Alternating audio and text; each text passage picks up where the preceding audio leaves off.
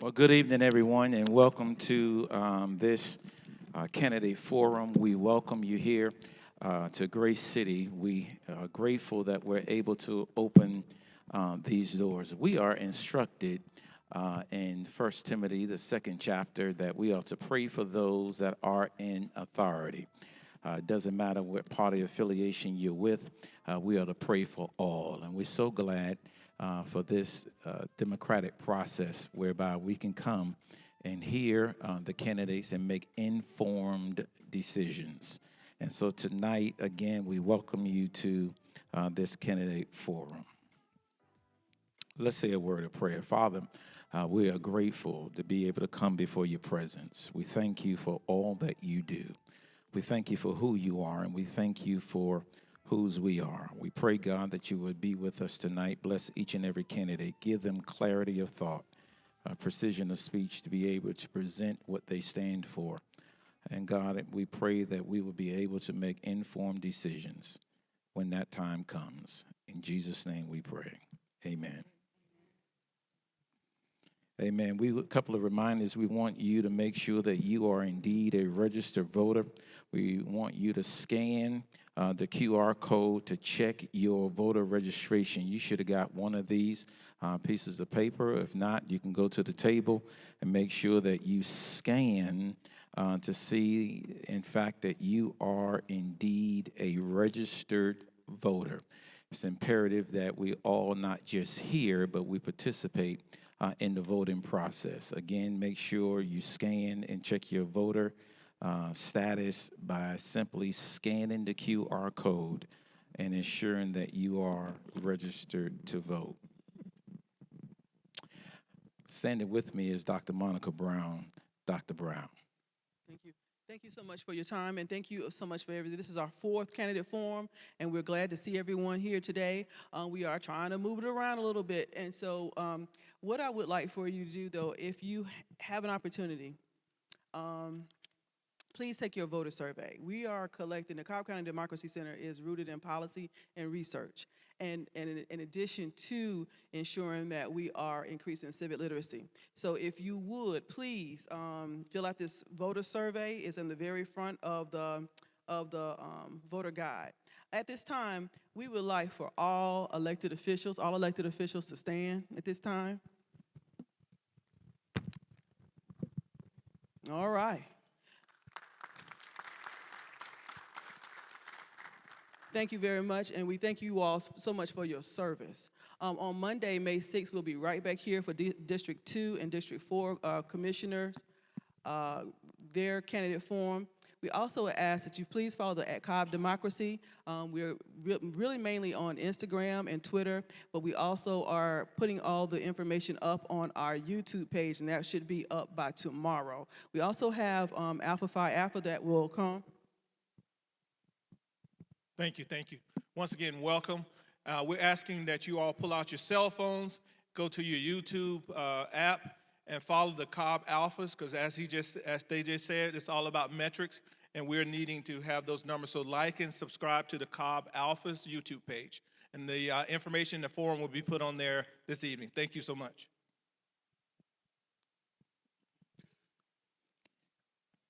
I would be remiss after the Alpha if I did not say I'm a proud member of the Omega Psi Phi Fraternity Incorporated. And we also recognize Austell Police Chief Scott Hamilton as well. Our moderator, Nicola R. Hines, joined the league with the simple belief that our country can be a better place if we all are actively involved in the political process when empowered with nonpartisan information when we vote. Nicola has been a member of the League since 2017 and was elected as the president of the League of Women Voters of Georgia in May 2023. Nicola is also a immediate past president of the League of Women Voters Atlanta-Fulton County.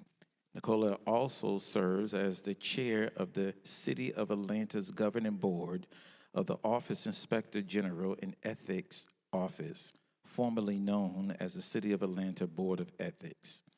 Nicola R. Hines is the founder and CEO of Hines Hospitality LLC, a hospitality consultant firm that specializes in project and operation management, concept development, and food and beverage lifestyle experiences.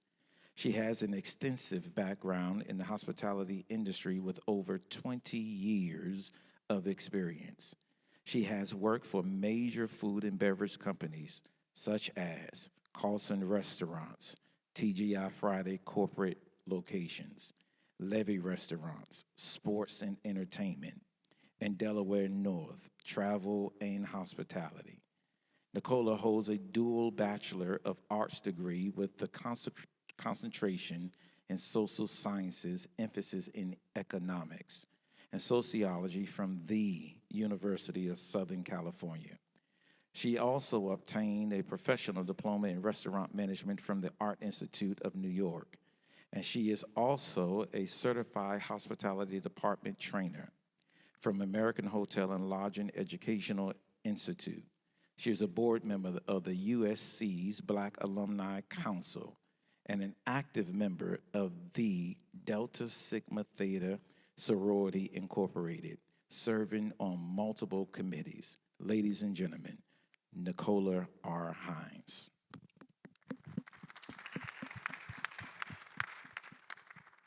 Thank you so much for that introduction.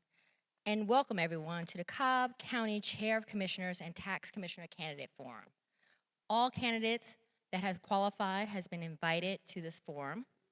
And I'm first going to start off with describing the difference between a debate and forum. I know that's a big question that's been around. So a debate, as most people have seen, that you bring up an opposing argument with rebuttals. A forum, on the other hand, is not debatable. This is the opportunity for these lovely candidates on this stage to give the opportunity to showcase why they should be hired, and I like to use the word hired, for the position. Think of them as a job interview. They are to put their best foot forward and not compare themselves to the candidate before them or the candidate after them. That is the big difference between a debate, where there is a rebuttal, there's responses. This is all about the candidates and what makes them qualified. With that said, we're going to go over the rules for today's evening. One, I would like to say that candidate invitations and or appearance does not constitute an endorsement by any of the sponsoring organizations. All the sponsors are 501c nonpartisan organizations. The main criteria for the forum participation is that the candidates must have qualified during the qualifying period established by state law. Declared write-in candidates are not included.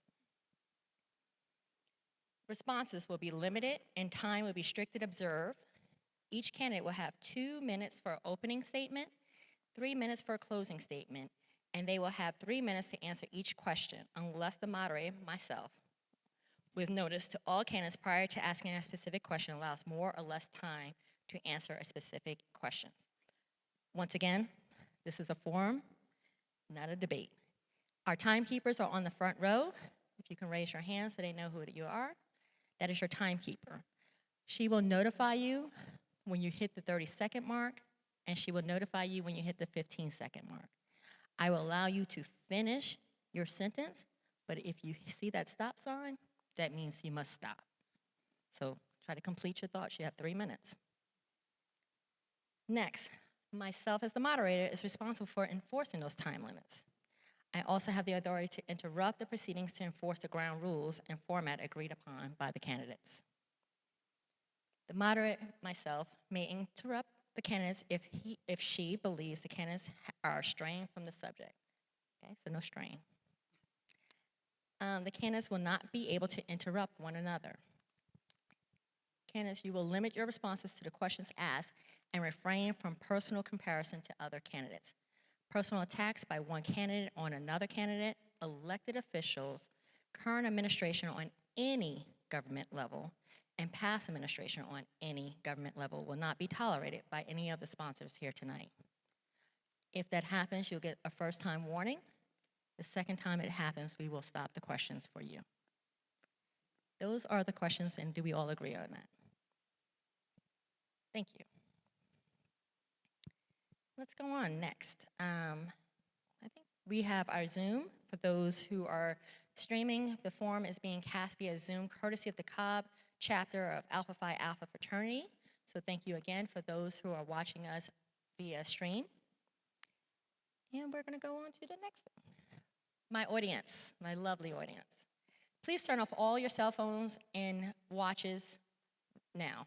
Please put them on vibrate. We do not want to interrupt the forum. We request that you treat all candidates fairly. Please remain quiet throughout the forum. No clapping, cheering, or calling out, with the exception that after their closing statements, you may clap for all the candidates if you wish. You're encouraged to submit questions for the candidates on the provided index cards. There will be someone walking around with index cards. Please hold up your cards, and a member from the Marietta Roswell chapter of Delta Sigma Theta Sorority Incorporated or Rho Zeta Omega chapter of Alpha Kappa Alpha will collect them.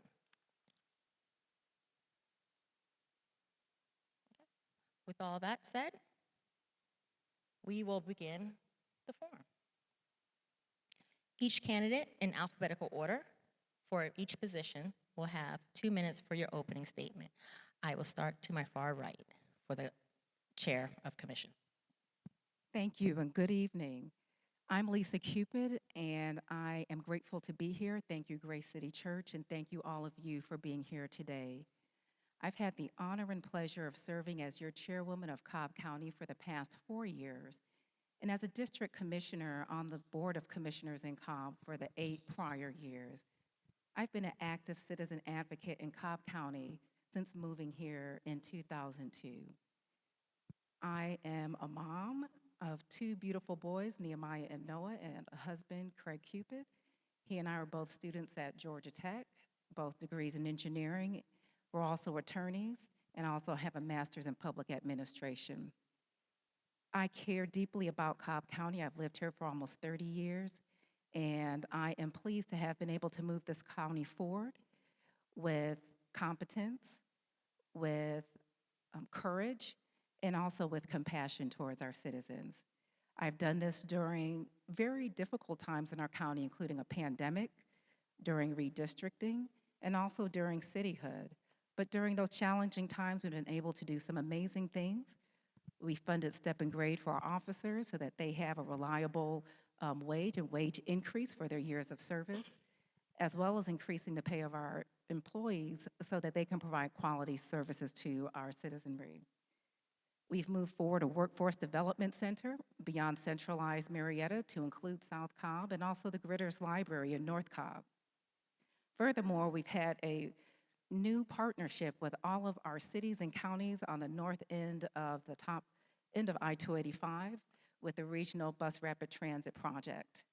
There are many more things that I believe we can be doing to move this county forward. I'm the leader that has the track record and experience in moving us there, and certainly the heart to do so. Thank you so much. Next candidate.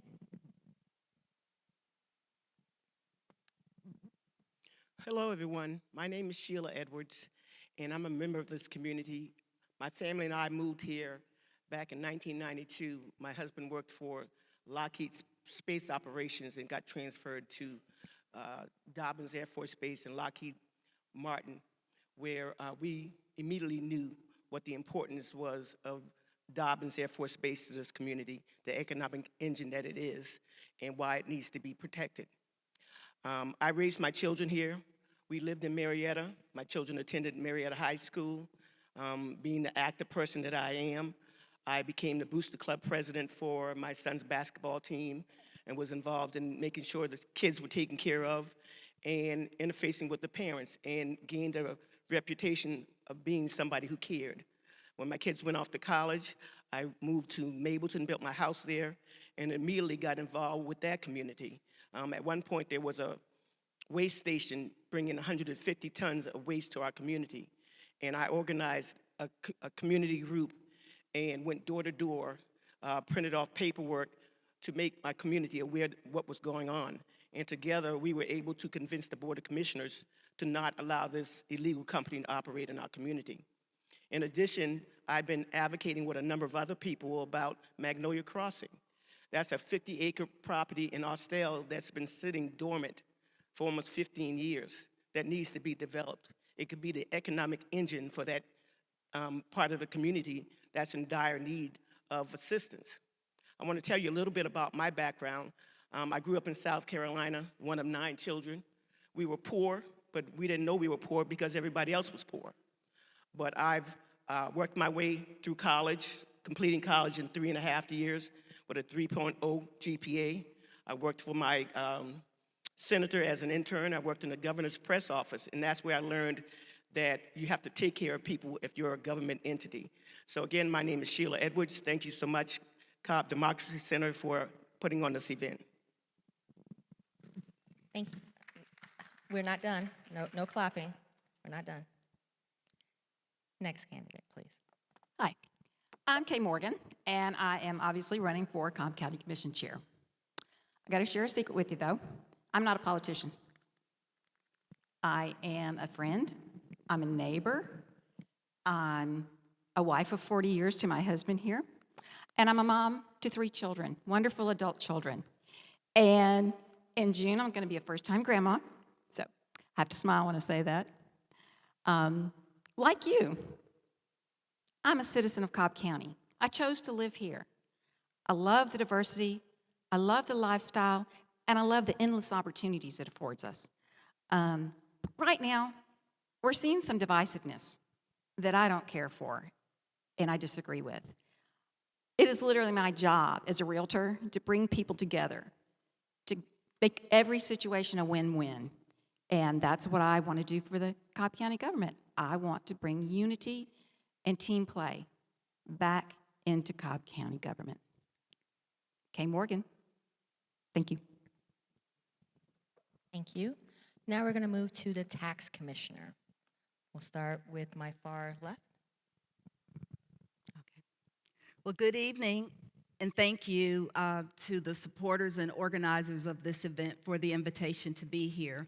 My name is Carla Jackson, and I am your Cobb County Tax Commissioner. I'm a licensed CPA with bachelor's degrees in accounting and business management from North Carolina State University.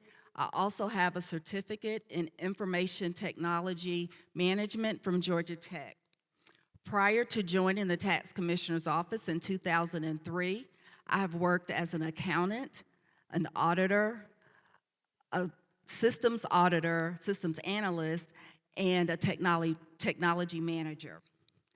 During my time in the Tax Commissioner's Office, I personally initiated and completed multiple projects that had a huge impact on our office, including several major upgrades to our billing and collection systems, along with the relaunch of cobbtax.org, where we actually implemented online payment transactions. My credentials and my work experience and performance, along with my love for the community, led to my promotion to Chief Deputy in 2012, and then ultimately to my appointment as Tax Commissioner in 2014. On a personal note, I grew up about 2 hours from here in Seneca, South Carolina. I did, though, spend much time in New York and New Jersey most holidays and the summers, and so that diverse background fed into my love for my community and for people. This September, if we make it, my husband Eddie and I will have been married for 40 years, and 38 of those years we have spent in Cobb County, and we have 3 adult children. Thank you. And our last but not least, you can go, candidate.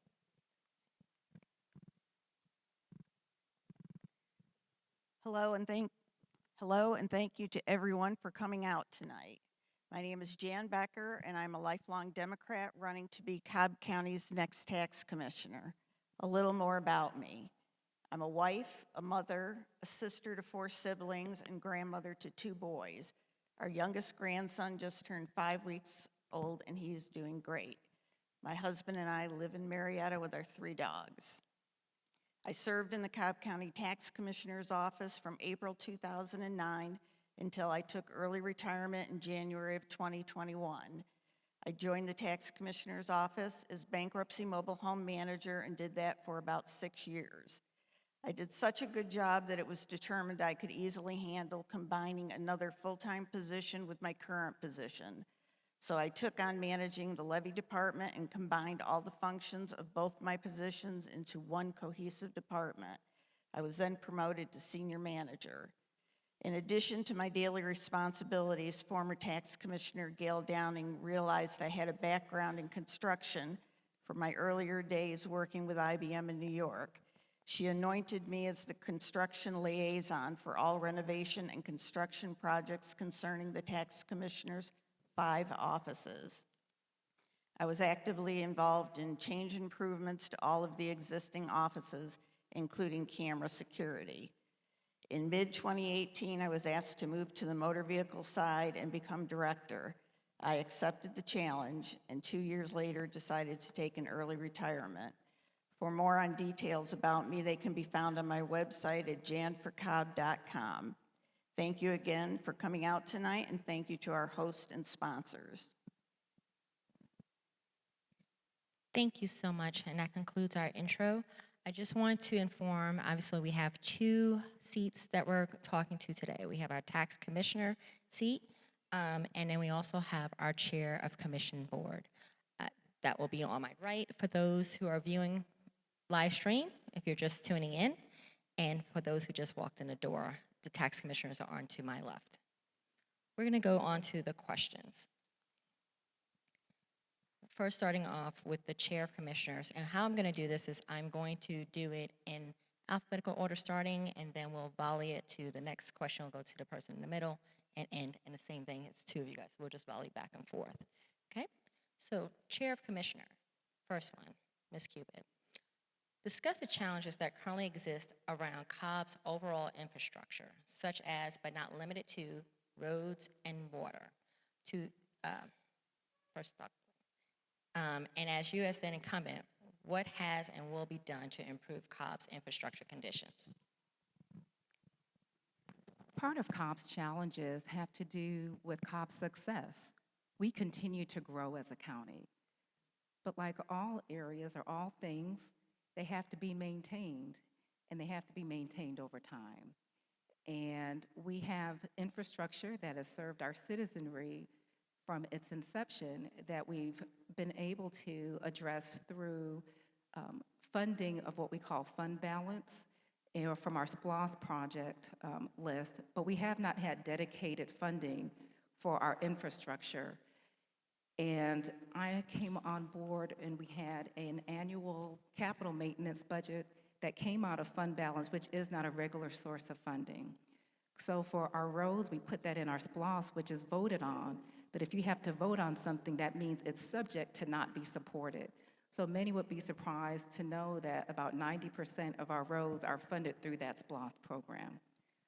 When it comes to stormwater infrastructure, that is something, again, that we did not have funded to the level of which we've grown as a county, and I've put forward a measure for a stormwater utility which provides equitable funding for that. What we have, again, is a lot of growth in our county, aging infrastructure, but without a robust and equitable way of paying for it. If I had the opportunity to address other infrastructure, we would address our aging buildings. There's some of us with other departments here, again, that have not been regularly maintained. We boast having the lowest tax rate in the metro area, but it comes at a price. And it comes at a price of not maintaining the regular things that we ought to be maintaining well. So when people look forward to Cobb moving forward, we can't move forward if we're leaving the basic elements of our county behind. It's easy to critique how we are funding our county infrastructure if you have not had to budget for it. But when you understand the different elements and what are the requirements, and you have the number of back orders which have been accumulating year over year, you know to be a responsible steward that you have to do something. As a law school student, I researched the stormwater utility. It's about 10 years later. We've been talking about it. Sam Owens has been chair. It has not been implemented yet because of the concern about backlash. But as stewards, we have to be responsive to our citizens, but we also have to lead. And we've tried to lead with the stormwater utility of looking at best practices. Another best practice is for us to look at how we diversify our mobility infrastructure. Transit is an option, it is a choice, and it is a part of our infrastructure. And it can connect people throughout the region and to great opportunities within our county. And we have opportunity again to look at how we can equitably fund that over 30 years.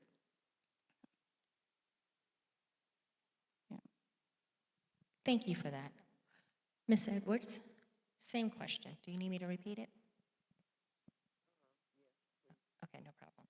Discuss the challenges that currently exist around Cobb's overall infrastructure, such as, but not limited to, roads and water. As a candidate, what infrastructure challenge do you plan to focus on first and why? Thank you for repeating that question. As a homeowner and a taxpayer in Cobb County, I'm really concerned about a lot of taxes that are being placed on citizens. I do not support that because I think the county needs to tighten its belt before it asks the community to do more. I look at the infrastructure, and I was at the Cobb Board of Commissioners meeting several weeks ago where folks lined up to say they did not support this. And they don't support it because we're already paying monies into a water bill that's then being transferred out of that into the general fund. And only until we come up with a practice of stopping that transfer will we be able to then turn around and come up with a project list and actually address those issues. Yes, infrastructure is not a sexy topic. It's not something people want to talk about, but you have to drive on the roads, you have to flush your toilets, you have to have your running water, all of those things. But why hasn't this been planned for years in advance? Why are we here now? And why are we having to deal with this now? And my concern is that we're now trying to place that entire burden on the backs of taxpayers. And I don't support that. So Commissioner Gambrell has said over and over and over again, stop transferring the funds out of the water department. And even if we don't stop the whole 15 million, let's stop 10 or let's stop 5 and keep 5 over on this side to help deal with some of these issues. The other thing is, let's come up with a list. There is no list. So they want you to pass a tax with no list, and the thing is, trust me. Well, you know, I'm a big Ms. believer Edwards, of trust sorry. but verify. I don't mean to interrupt. Just stick on what you're going to do. You're talking about other. I thought that's what I was doing, but Okay, yeah. I just know you mentioned other commissioners and other folks that are not in the room. Remember, no current administration. okay, I don't think I mentioned commissioners, but I'm not running against a candidate, I'm running against a record. And if I can't talk about that record, then we're stymied tonight. So, Well, the question is, what would you do different? So what would you do different? In and that my respect? difference would be that I would not support a tax that's placed on the backs of citizens. I would try to come up with a plan that keeps that money in the water department. I would charge the department to come up with a list of projects that we have to get done and work the system that way versus turning around and putting this situation on the backs of taxpayers. I'm a senior. I've got a fixed income, and I don't want the additional tax burdens that are being proposed. So that's the things that I would do if given the opportunity. Thank you. Thank you so much. Ms. Morgan, same question? Yes. There is no doubt that Cobb County has an aging infrastructure. It's obvious every time you drive down a street and hit a pothole. Who in here has hit a pothole you could fit a watermelon in, honestly? There's actually one in my neighborhood right now. Our water systems need upgrading. We need to address the stormwater issue so no one floods again. We all remember that. That was a bad time. So why are we proposing billions for buses? When nationwide ridership is down in every major city by more than 50%, that's a 19th century solution for a 21st century problem. And taxes, inflation, they've all soared like recently. Guys, we can't take one more rock in our backpack. We need some relief here. That single mom that can't afford food for her kids, that elderly couple that has to break their pills in half, y'all, we need some relief, and we need to do it quickly. And I agree with Ms. Edwards. Why are we transferring millions of dollars into the county budget when it could be used to address the stormwater problem and the aging infrastructure? Basically, it's a hidden tax. How about we invest in broadband? Let's improve it and expand it countywide, especially in those underserved areas. You know, work from home is now a real thing. So what would you rather do? You want to sit on a bus for an hour or two twice a day? Or would you rather work from home? I know what I choose. Thank you. Thank you. We're going to move to the tax commissioner, starting with, sorry, what's up? Ms. Becker, sorry about that. Please discuss the tax flow in Cobb County and how taxes are collected. That's the first question. Where do they come from is the second question. Where do they go is the third question. And how are decisions made that ensure the funds collected are distributed to meet the needs of the county? Okay, wow, that's a lot. So the tax commissioner's office is established by the Georgia Constitution, is responsible for collecting and dispersing ad valorem tax. Currently, the staff is separated into two divisions: the property tax division, which bills, collects, distributes ad valorem taxes for real personal property, heavy-duty equipment, mobile homes, and public utilities. The Motor Vehicle Division serves as tag agent on behalf of the Georgia Department of Revenue. They collect and distribute ad valorem property taxes for vehicles. Tax bills for Cobb County property tax bills are mailed out each year on August 15th, and they are due by October 15th. Deciding how funds collected are distributed to meet the needs of the county is the responsibility of the County Board of Commissioners. Where that goes currently, revenue is distributed to the Cobb County Finance Department, Cobb County Board of Education on a weekly basis, and the other CID divisions. I could read off the boring statistics on what percentage goes where, but that is essentially the system of how it goes. Thank you. Thank you for that answer. And then, Ms. Jackson, since you are the current tax commissioner, if you want to say how your office works? Okay, and are we able to load the slide deck or no? Is it up there? Can we, they're saying no? I can't see who's saying. Is the deck up? It's not up there. The slide before that, please.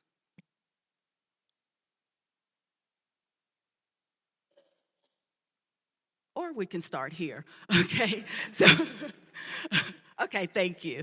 Okay, so as I understood the question, I believe it was how are taxes collected, who are they collected from, and where do they go once they are collected? And so essentially, there are four key components to taxes, and I've tried to make this as simple as I can for illustrative purposes and to stay within my 3 minutes.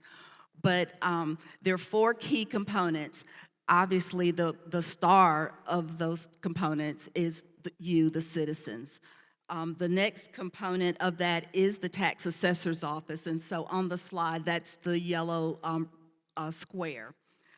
The next, if you go to the right there, the next component is what we call the taxing authorities, and those would be the Board of Commissioners, the CIDs. In Cobb, we have two CIDs, Cumberland and Town Center, and also the school systems.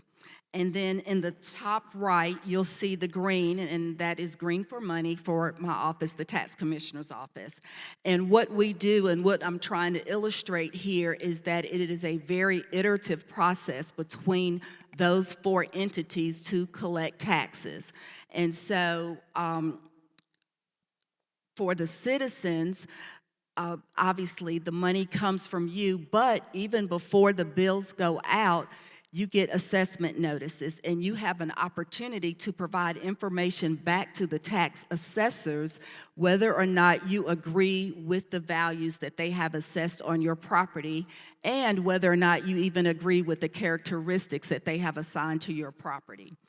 Once that information is settled on, then communication between the tax assessors, the taxing authorities, and my office begin, and it is a two-way back and forth. But at the end of the day, our office, the tax commissioner's office, obtains the millage rates from the taxing authorities, and again, those authorities are the CIDs, our school system, and the Board of Commissioners. We obtain those millage rates from them. We get values and tax districts from the tax assessor's office, and then we collect and bill, send the bills out to you. When you remit those funds, we then send those funds back to those governing authorities for them to fund the initiatives that they have outlined in the budget. Thank you. We're going to stay with the tax commissioner, and I'm following it back to you, Ms. Jackson. Next question. Can you explain how you will work with the commissioners to manage local taxes and SPLOST dollars? Okay, so let me be as clear as I possibly can. Our office does not manage or administer sales tax or SPLOST dollars. So I'm going to say that again. The tax commissioner's office does not manage or administer SPLOST dollars or tax dollars. However, I do think that we can have an indirect role in that by making sure that we consistently maintain a high collection rate so that we take pressure off of the need for additional or increase in those other two sources of revenue. And actually, I think there's more sources than that, but for those two that are in the question. And so I think that it is incumbent upon us to maintain a high collection rate on our property tax dollars so that the monies collected from SPLOST and sales tax and other sources can go further. And just to be clear, our current collection rate is just under 99%. We're about at 98.7% collection rate. And that's normally where we have landed for the past 8 years or so. Thank you for that. And Ms. Becker, if you were become tax commissioner, how would you work with the commissioners? Okay, so exactly what Carla just said, but I'd like to add to that, of course, the fact that it is a misnomer that the tax commissioners are involved in the scenario outlined regarding the sales tax and SPLOST dollars. However, I would work diligently to fulfill my duties, one, to collect taxes accurately and in a fiscally sound and accountable manner, and two, to plan for the tax commissioner's office in carrying out its roles and responsibilities and presenting a budget to the BOC that I would manage in a physically sound and responsible manner, providing for adequate staffing and other needs of the office. Thank you. Thank you. So now I'm going to go back to my chair of commissioners candidates. And Ms. Edwards, you're up first. What can a county do to encourage or support more affordable housing and in the unincorporated areas is the first question. What can the county do to encourage or support more affordable housing in the unincorporated areas? That's the first question. And the second part of that question, is there a way to collaborate with other cities on programs for affordable workforce housing? So it's around affordable housing. Okay. Well, I think that, Cobb, and especially our portion of Cobb County, has a major issue relative to affordable housing. And affordable housing means different things to different people based on who you're talking to. But, not just affordable housing, but we need workforce housing. We have people that work in our community that cannot live here because they can't afford it. I think a few years ago, We had the opportunity to get more home Habitat for Humanity homes in our community, but that was shut down by certain leadership. And so we need to be able to open the aperture and look at everything. We need to look at tiny homes. We need to look at being able to turn garages into dwellings. We need to look at a number of different things that we can do in a collaborative effort if we really want to move the needle on this issue. And that's my major concern. You know, do we really want to do that? Again, working with developers, finding public-private partnerships. We see, if you drive up Veterans Memorial or Mapleton Parkway, you see new housing going in. But who can live there? It's not the average person that can live there. And so we really need to figure out how to take care of the missing middle in terms of housing. And I believe bringing everybody to the table, bringing all the experts in the room, and really, if we're truly wanting to do this, let's find the answers. Let's find the resources. We can look at the federal government and see what's going on. We can look at other cities and see what we can borrow from those cities. So I believe, again, opening your aperture up, bringing in all the leaders to talk about this, not just a chosen few, but making sure that everybody's voices are heard. And you know, you'll be surprised what gems you can get out of that conversation. Now, tell me what the second part of your question was. Second part, is there a way to collaborate with other cities on programs for affordable workforce housing? Well, I know the city of Atlanta is doing a number of different things. Each and every day, Mayor Andre Dickens is coming up with a new form, a new plan for addressing housing. And I think that, again, looking at some of these communities, talking with them, seeing what experts they're looking to and who they're listening to, and again, trying to come up with a plan for Cobb County. Every plan doesn't fit, you know, every city, but I think we can learn some things from our neighbors. We can partner again with some folks in terms of what we're doing in terms of public and private partnerships. I mentioned Magnolia Crossing earlier, 50 acres of land sitting there for 15, 20 years. If you ever drive over there, it's a beautiful skyline that you see each and every time you go up that road. Why haven't we developed that parcel of land so that we can create housing, we can create mixed use, we can create a health facility, we can create banking, address the food deserts. All of those things can happen right in that parcel of land, but it's not happening because we don't have the leadership in place. Thank you. Same questions to you, Ms. Morgan. Do you need me to repeat? No, thank you. I'm good. To me, the buzzword affordable housing really means cheap, not very well-built housing, if you come right down to it. And frankly, we deserve better than that. Let's get the solution of better paying jobs. Let's continue to be the great county that we are with our low taxes and our great lifestyle, and bring in those companies that are going to pay more. That would equal really quality housing. We need programs. We need to partner with our builders.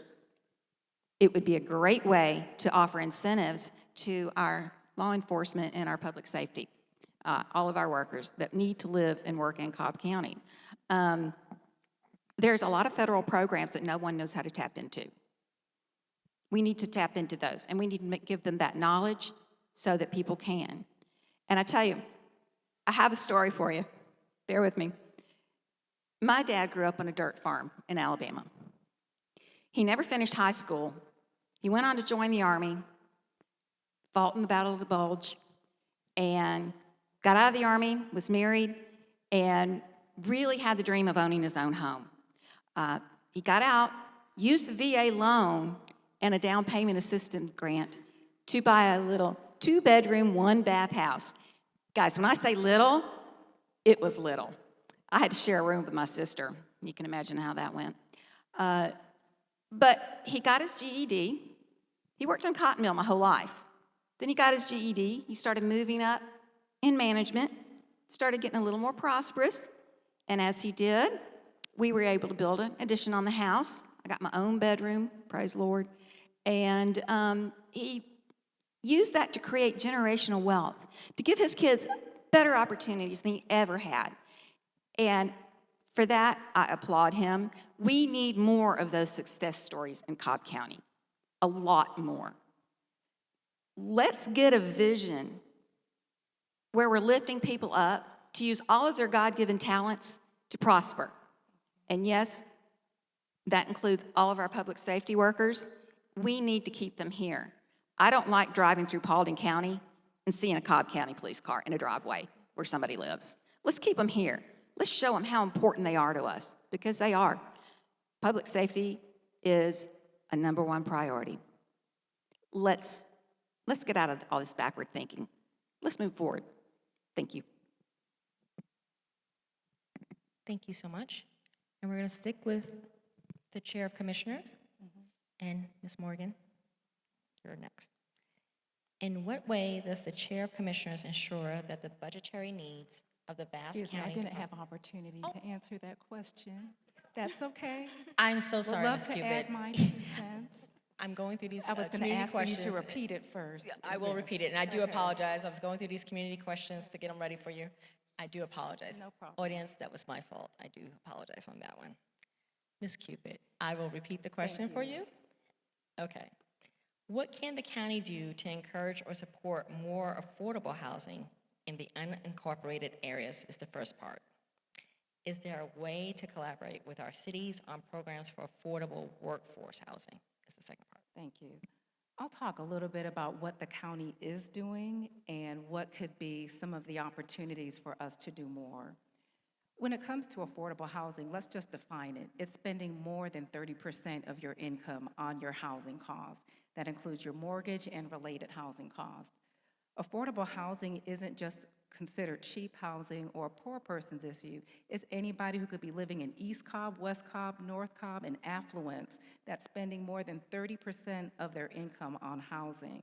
And we know this is becoming a challenge more and more today. Part of the reason I believe it's becoming a challenge is because of a simple supply and demand issue. When we are not supplying goods, the cost of existing goods becomes higher. And we also have the existing cost of materials, which become higher and higher. The backdrop to that, you recognize supply and demand and the increasing cost of housing, but we are also in a county where the general response to housing is don't build anymore. Don't build next to me. And we see this every month at our zoning hearing, and I've spoken in many forums and said, all of these proponents to building housing and affordable housing, why are we not seeing you? It's important to be vocal and to be present because commissioners want to be responsive to those who are coming to our hearings, but they also know that there is a greater, broader public policy need to build. So with respect to zoning, we've seen two pretty unique things done by our commissioners. I won't name them here, but they've put forward zoning applications and they've put in workforce development components or set-aside components today with their zoning applications. And to me, that was a way for them to move the needle on this topic. It's not a regular practice, and it's something that takes negotiation with developers, again, who are seeing a smaller bottom line. So how can we increase that bottom line? We can make some changes with respect to how we apply our code. Today, you can't have more than one adult per 300 square feet, no more than 2 unrelated adults in a home. So if you think about your children, or think about when you graduated from school, most of us can't even afford an apartment today. And then when you try to purchase a house and you have more than one unrelated person today in Cobb County, you can't do that. That's an existing way that we can address it. We don't have to necessarily go outside of our county. There's some things we can do inside, but what are some things I've done going outside of the county? I'm part of a housing coalition with the Atlanta Regional Commission, and also I work with the 5 Metro chairs, and we benchmark different best practices. I think we can learn from each other, but I think there's opportunity to utilize the code we have today to make a dent in our housing affordability practices. Thank you so much, Ms. Cuban. I once again apologize. No problem. So now, Ms. Morgan. The last question that I have for the commissioners. In what way does the Chair of Commissioners ensure that the budgetary needs of the vast county departments and cities are fully funded? The second part of that, what are the strengths in Cobb? And then as the third part, what are the areas of improvement needed? Okay. Well, fully funded means a lot of different things to many people. I was a banker for 10 years when I started out my career. And then for over 40 years, I've been a small business owner.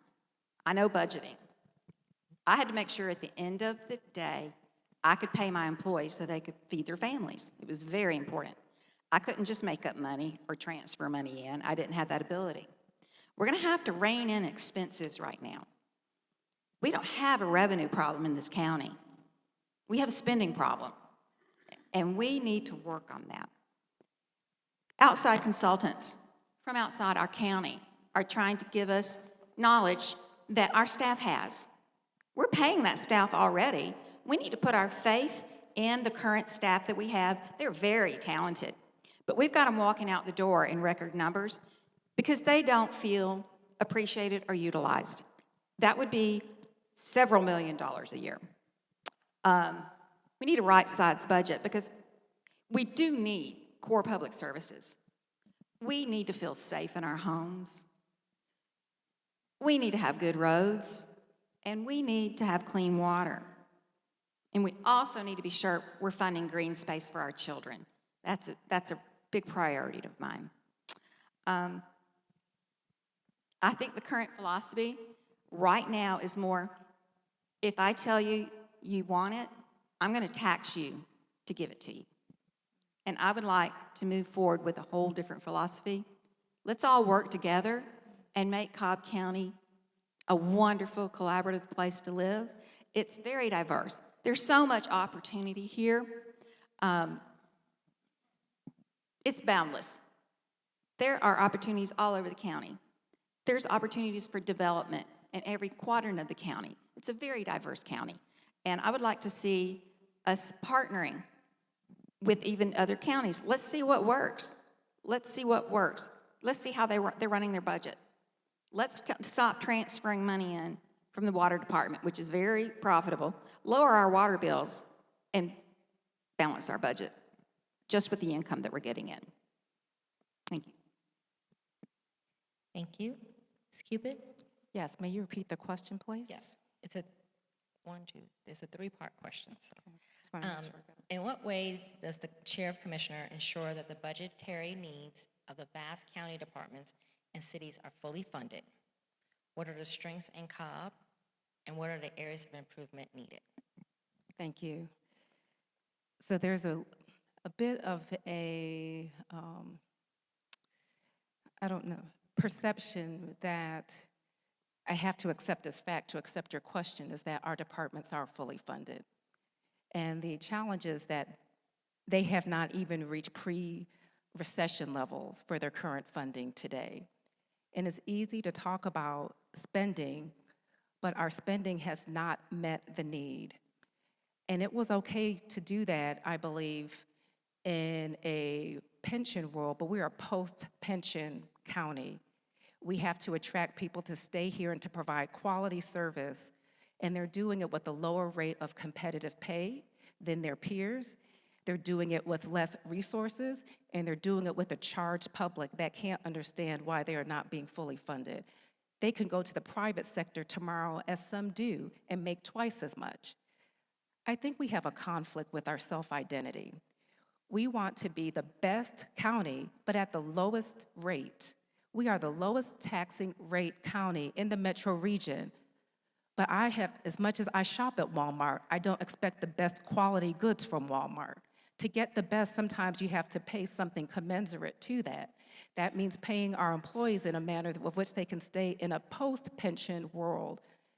During the pandemic, we saw a number of our employees leaving, and for us to be able to provide the same level of service, because our citizens have not expected less, even though they want us to do more with less. I told people we are not the Rapunzel of government. We do not make gold out of straw.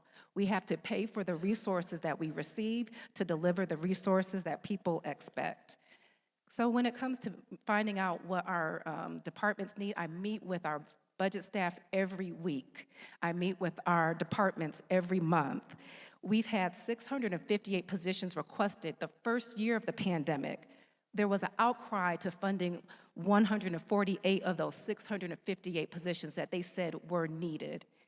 This year, we have, in looking at our budget proposal, which I'll move forward, I have 2,000 line items of requests from staff. Some of these just to maintain subscriptions, to cover the increasing cost of service for each of the dozens of departments that we have here.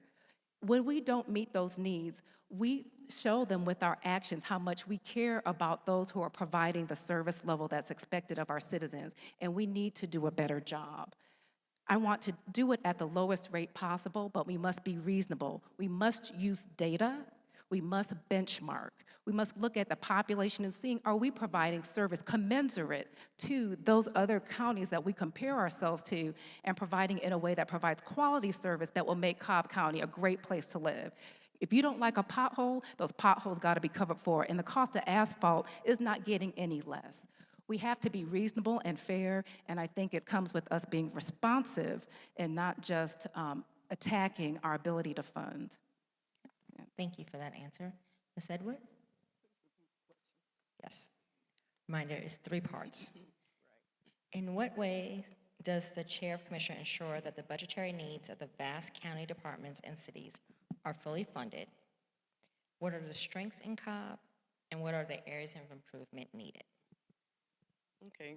First of all, we need to understand that we have a board of commissioners, not one person, but 5 people who are supposed to come together and decide that budget. We also have a city manager who's supposed to be the person working with departments to manage those budgets.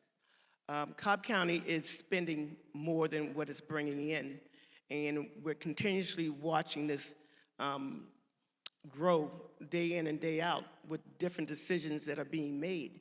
You cannot hire consultants to do county staff work.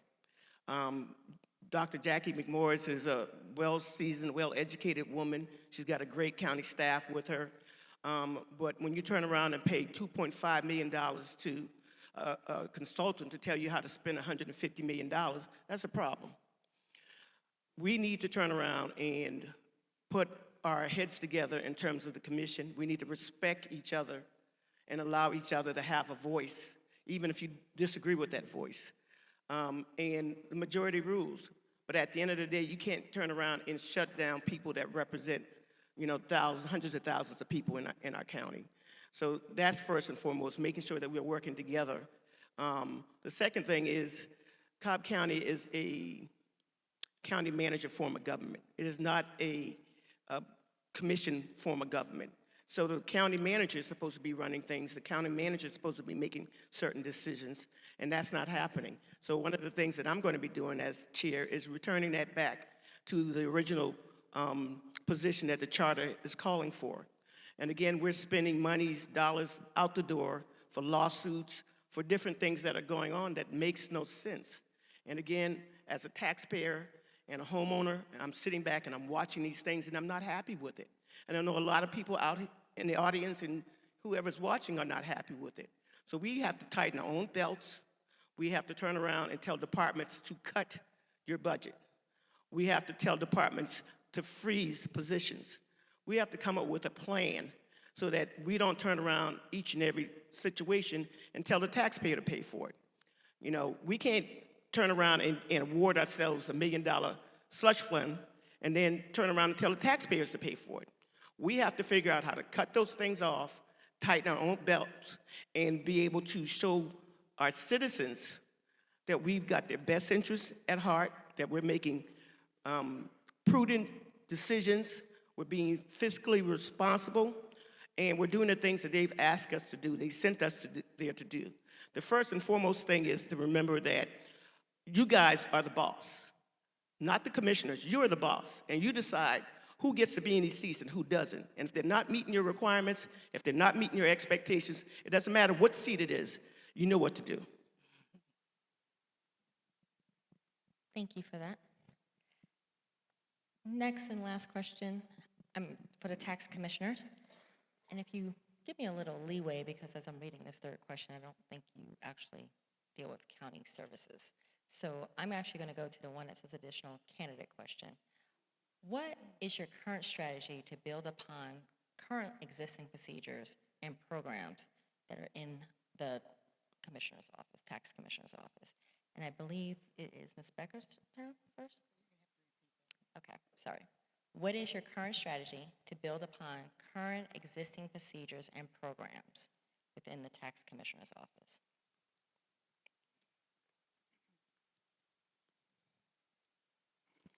Well, as anybody who knows me knows, I have a lot of ideas and opinions, and I'm not afraid to share them. So I've had a couple of years to think about what I would do in office and how I would improve things.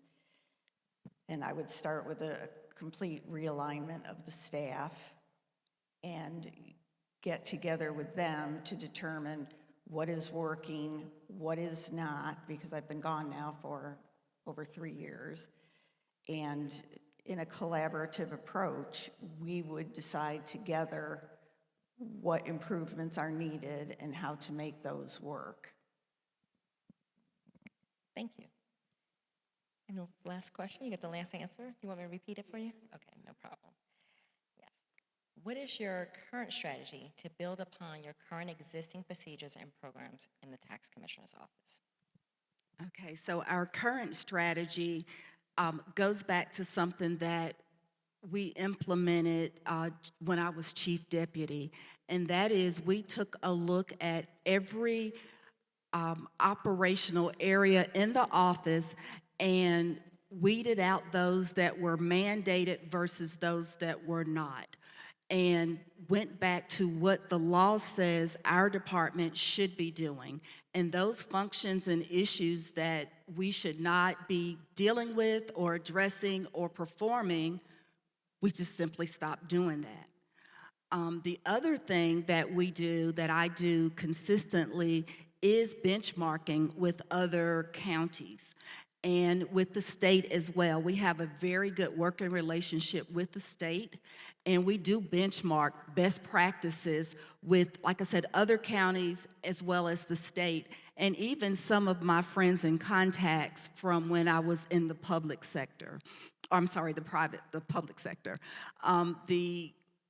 In so doing, that allows us to make sure that we are taking advantages of technology and process improvements to drive efficiency in our office.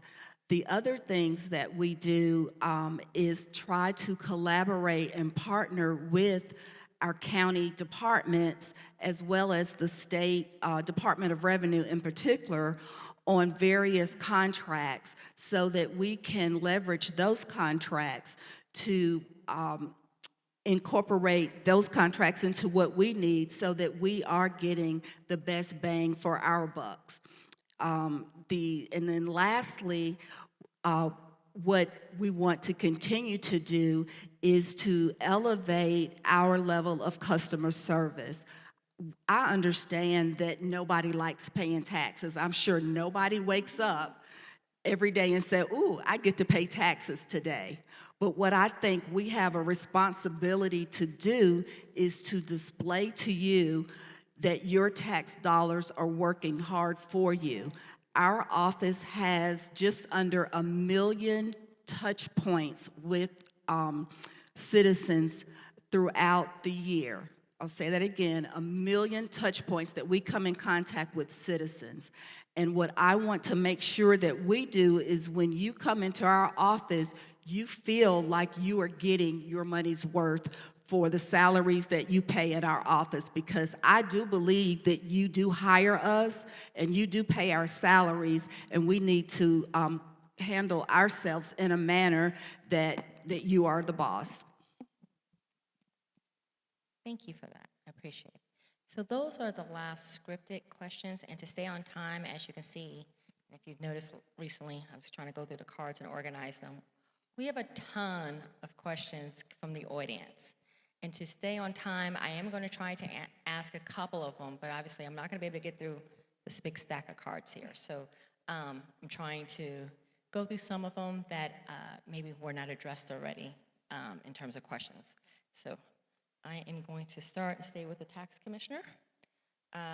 Recently, there has been a change in how the homestead exemption appeal process will work. Can you expound on how these changes will impact citizens, and how is your office planning to inform citizens of the change? Is that your office? Okay, so there, to my knowledge, has not been a change in the homestead appeal process. So can you read the question again? Let me see if I can. Yeah, recently there has been a change in how the homestead exemption appeal process will work. Can you expound on how these changes will impact citizens, and how is your office planning on informing citizens of the change? Okay, again, let me just say how the homestead appeal process works. So our office does process homestead exemptions, and we check out and make sure that whatever exemption you're applying for, whether it's a basic exemption, that you own and occupy the home as of January 1st. Say, for instance, you're applying for a school tax exemption, we do ask for documentation to prove that you are of the age to qualify for that exemption. Should, unfortunately, we not grant that exemption, the taxpayers do have an opportunity to appeal that process to the tax assessor's office. At that point, my office is out of it, and that really is to ensure independence so that the citizens have a fair hearing with the tax assessor's office. So if they have changed a procedure in how they handle appeals, it would be incumbent upon them to notify citizens of that process. But as I understand it now, you can, if you do not agree with the decision that my team members have made, you are allowed an appeal process with the tax assessor's office. We provide to them the documentations and research that we have found that support our decision not to give you that exemption, and then the citizen has an opportunity to refute that information with the tax assessors. If they override us, then we stand corrected and we apply the exemption immediately.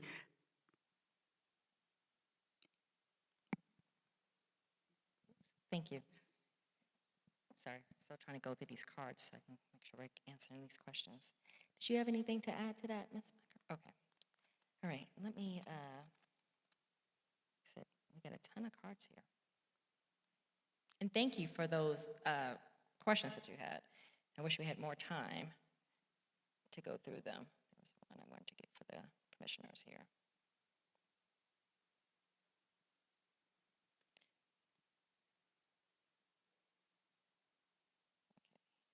Sorry about that, I just had one. For the commissioners, there it is.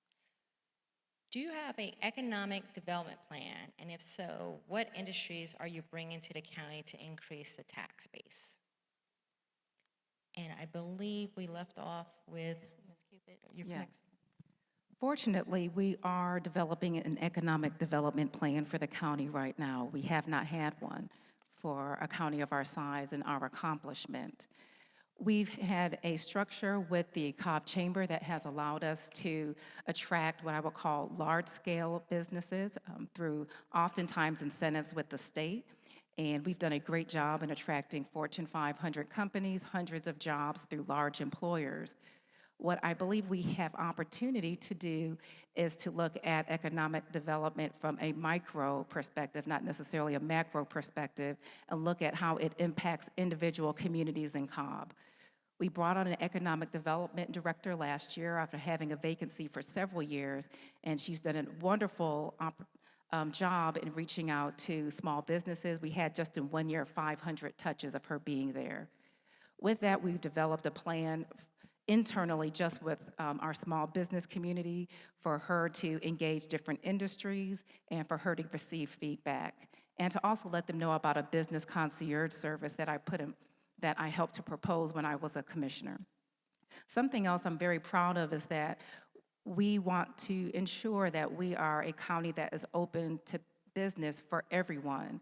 And so for the first time in Cobb's history, I initiated a disparity study so that we can look and make sure that we are getting the proportionate share of minority-owned, women-owned, and disabled veteran-owned businesses getting contractual opportunities with our county. Because we have a lot of people, for whether or not they perceive it to be real or not, perceive that Cobb County is not open for business. And it's important for us to change that narrative.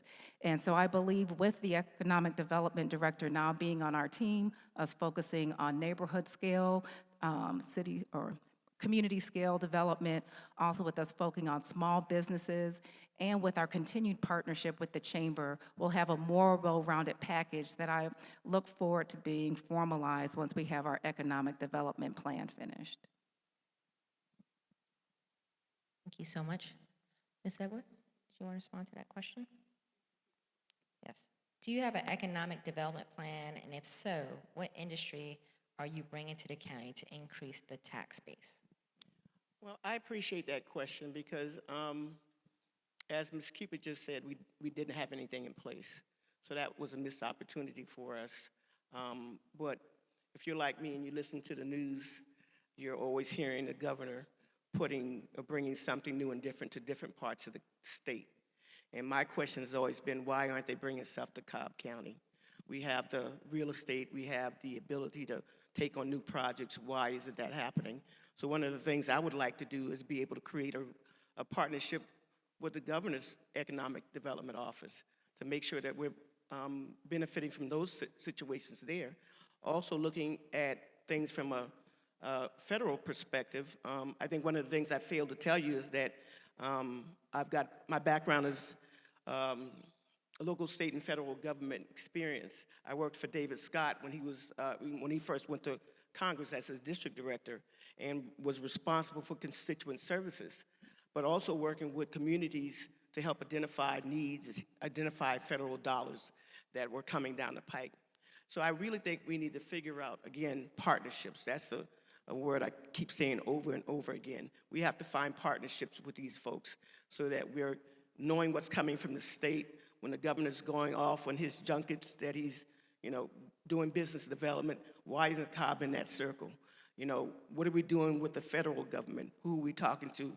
Are we talking to our congresspeople and making sure that they know what our needs are so that we can bring those things to our community? So, as far as an economic development plan, I'm glad that there's somebody now in place, and I would charge that person with not just looking at Cobb, but looking statewide and federal wide in order to bring some new and different things to our community. Thank you. Thank you. And the last question, Ms. Morgan? Yes, guys, I got to stand up. It's really hot in here as I see everybody painting their faces. I'm afraid Ms. Edwards stole my thunder. I, too, want to partner with the governor. He and his administration, and I'm sure future administrations, have done a dynamite job bringing great jobs to this county. I'm also a serial volunteer with the Cobb Chamber. I continue to volunteer and partner with them, and I think to expand that partnership that we currently have would be a really effective way to bring more businesses into Cobb. Let's market Cobb as wonderful. It is. There's so many boundless opportunities here. We've got chunks of land sitting there undeveloped and with views of the Atlanta skyline. Let's get people in here. Let's let them look at these tracts of land. Let's get them to develop them. That's all I have. Thank you again. And once again, I want to say to the audience, thank you for the numerous questions, but you just stay on track and on time to end this. That only allowed me to really give 2 questions so that we can get our closing statements from our candidates. And so since I started in the beginning with the chair of commissioner seats, I'm going to start with the tax commissioners for their closing statements, and we're going to go in reverse order. You're up next, Ms. Start with me? Okay. Thank you. I'm proud to say that since becoming tax commissioner, our office has increased our efficiency and our effectiveness, as well as our accuracy. We've also worked hard to ensure that our team members are better trained and more diverse, thereby reflecting the knowledgeable and diverse citizens that we are hired to serve. I have a documented record of achievement along with a passion for service, and I do believe that this record, along with my credentials, uniquely qualify me to successfully collect and distribute over $1.4 billion of your tax dollars, as well as registering over 660 motor vehicles annually. I have a long history of engagement with professional organizations, and those organizations in particular that relate directly to my role as tax commissioner would include an organization called TC Tech, where I actually was the chair for 2 terms for 4 years. Also, I have served as a district leader for the Georgia Association of Tax Officials. And in addition to that, I've held several appointed positions, one of which is through the Georgia Department of Revenue, Motor Vehicles Division. I am one of 5 tax commissioners statewide that serve on a steering committee and advisory committee to the commissioner of the Georgia Department of Revenue. Additionally, I'm an appointee on the Cobb County Internal Audit Committee. In the community, I'm honored to serve on the boards of the Extension and Live Safe Resources nonprofit organizations, as well as the Cobb Chambers Honorary Commanders Association, where I am currently co-chair of the alumni group, and on Team Dobbins Executive Committee. When I am in my spare time, I should say, I also am honored that I was asked to serve as a mentor for Cobb Young Professionals Next Gen program for 4 years in a row. And I am a proud Diamond Life member of Delta Sigma Theta Sorority Incorporated, Marietta Roswell chapter. I am Carla Jackson, and I am asking for your support and for your vote. Thank you. You, Ms. Becker. Earlier this year, I filed an open records request and consulted with a person in the Cobb Elections Office to find out how long it's been since the Cobb County Tax Commissioner's Office has run opposed in an election, and when did Cobb last have a Democrat for tax commissioner? The response was that the records on both subjects went back only 30 years, and that the tax commissioner has not had opposition, nor is there any recent record of a Democrat tax commissioner in Cobb. Historically, the voters of Cobb have gotten their tax commissioner by simple attrition. That is, the current tax commissioner leaves office via retirement or death, and the chief deputy steps to the position with the blessings of the governor. There is no documented case of the governor refusing to seat a chief deputy as tax commissioner. There has always been a Republican tax commissioner in the Cobb County Tax Commissioner's Office, and I am running as the only true Democrat. This year, 2024, is a historical year for Cobb in that I am running against the current tax commissioner. For the first time in decades, Cobb voters have a chance to actually choose their tax commissioner. Both I and my declared chief deputy, Tammy Summers, wave Tammy so they can see you, are 2 people who are retired from the tax commissioner's office. Together, Tammy and I have over 40 years of experience working in this office and serving the citizens of Cobb County. We are both collecting state and county retirement benefits which we will need to put aside during the time we serve in office, should we be elected? What does it tell you that two different people are willing to put aside their retirement benefits, put them on hold, and return to work? Thank you for your time and attention to this matter, and I humbly ask for your vote for me, Jan Becker, to be your next tax commissioner. Thank you, candidates for tax commissioner. We are now doing the closing statements for chair of commission, and we're going to go in reverse order. So I'm going to start with you, Ms. Morgan, and go down. Okay. First of all, I want to say thank you to everybody in this room and everybody on the Zoom. It shows that you, like me, care deeply about this county that you call home. Let's put this divisiveness behind us. Let's go ahead and choose a leader that has a vision of unity, that wants to bring together the entire commission to work as one, to work as a unit. I mean, the commission has accomplished so much in the last years. I give them credit for that. But think if they were working as a team, how much more could they have accomplished in this time? The opportunities are just endless. And those opportunities are what's going to make Cobb move forward and provide opportunities for every segment of our county. I want to be that unifier. As I said before, I'm a realtor. It's my job to bring people together, whether it's around the kitchen table or around the closing table. It's my job. I'm a business owner of over 40 years, all in Cobb. And we need to move forward. Let's move forward together, and let's get this job done. Again, I'm Kay Morgan. I would love to have your vote and your support.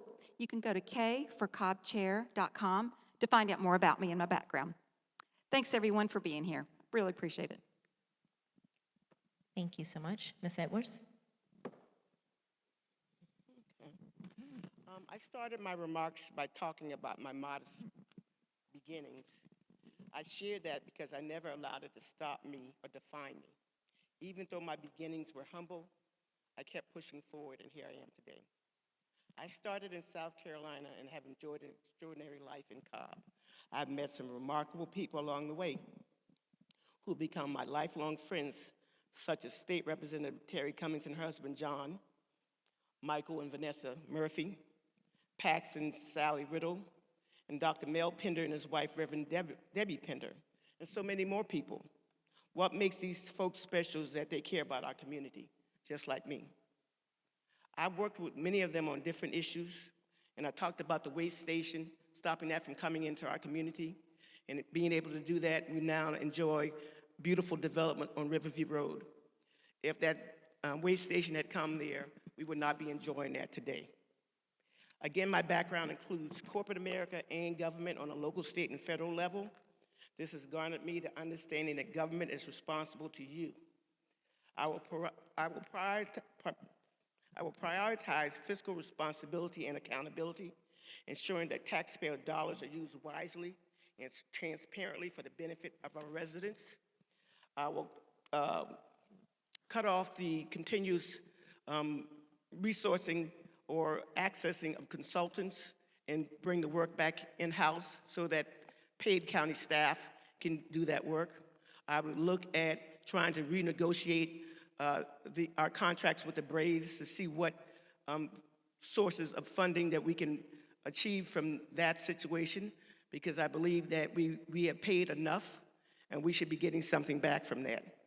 I want to thank each of you for attending this event and for allowing me to share more information with you about who I am, my background, and my desire to serve in this role as your servant leader.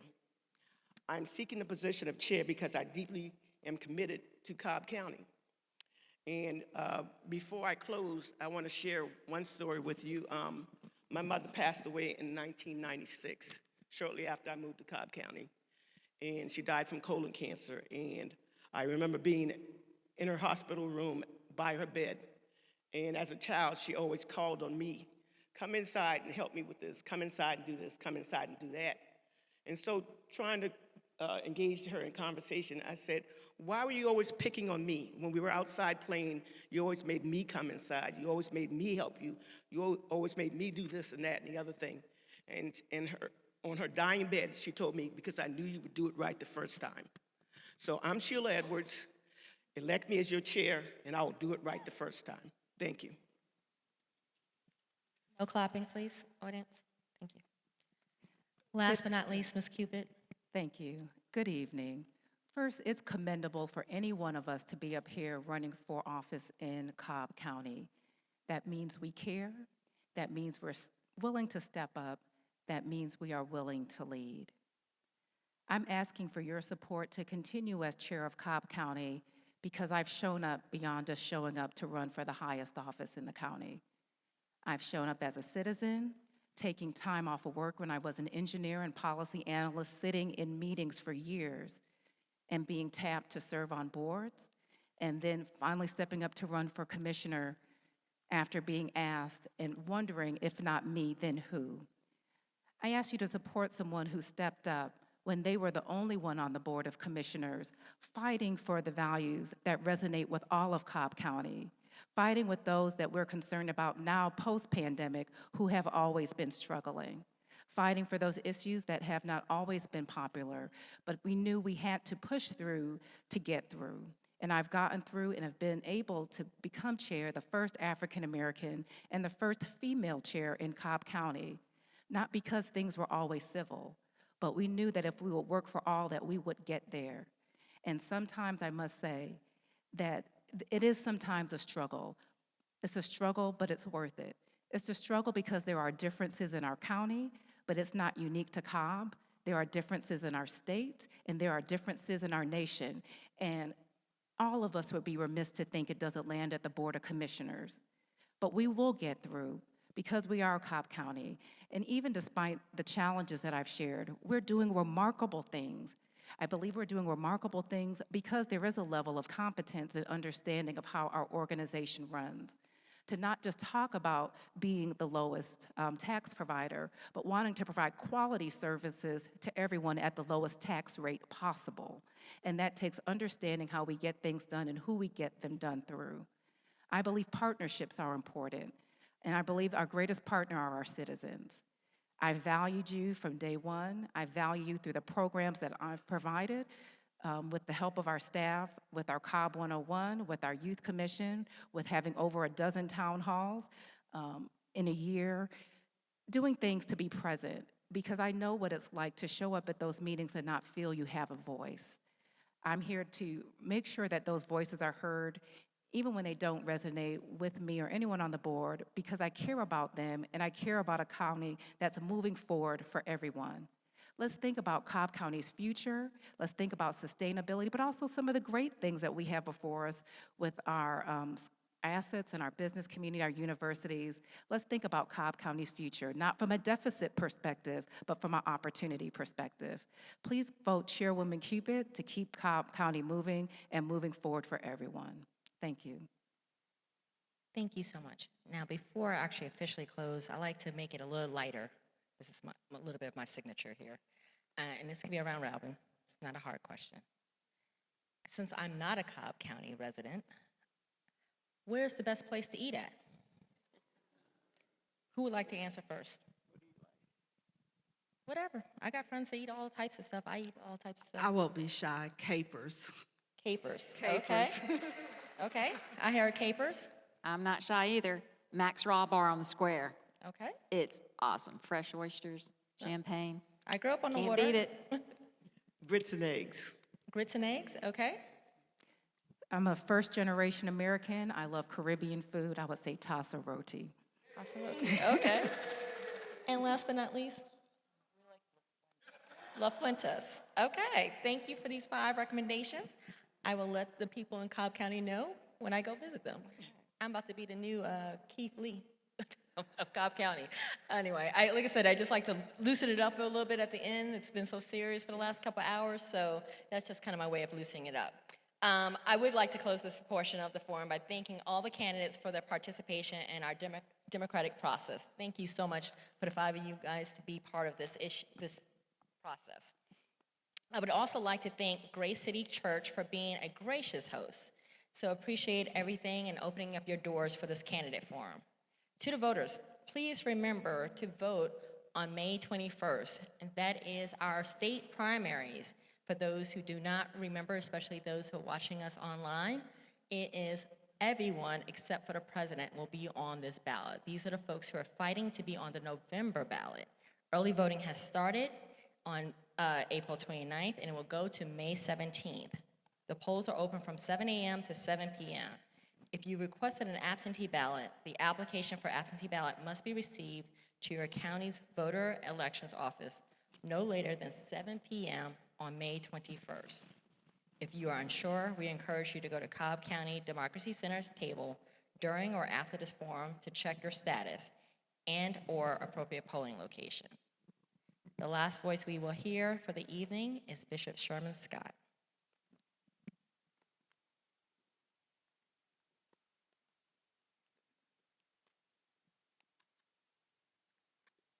Certainly, we thank everyone for coming out, and we want to thank you for coming out and participating. And we also want to thank all of our partners who made this possible.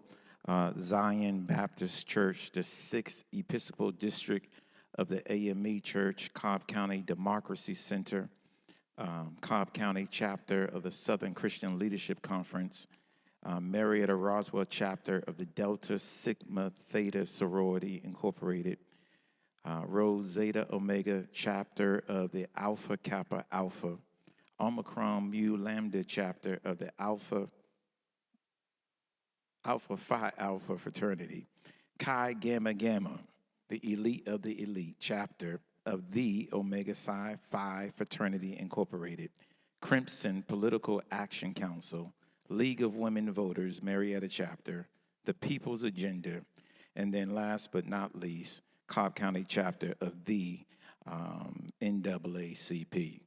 Thank all of our sponsors. We want to remind you that on Monday there would be another segment for candidate forum, would be housed in the chapel, not the main sanctuary. Also, if you're not a member of the Cobb NAACP, please join.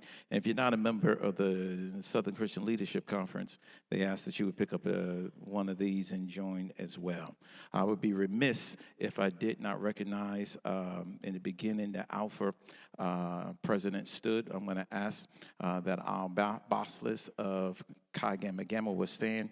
Brother Chris Drayden, we recognize you and we appreciate you, sir. Thank you for all that you do. Consider yourselves, Father, as we depart from this place, but never from your presence, to the only wise God. Be with us, rest, rule, and abide, henceforth, now, and forevermore. Amen.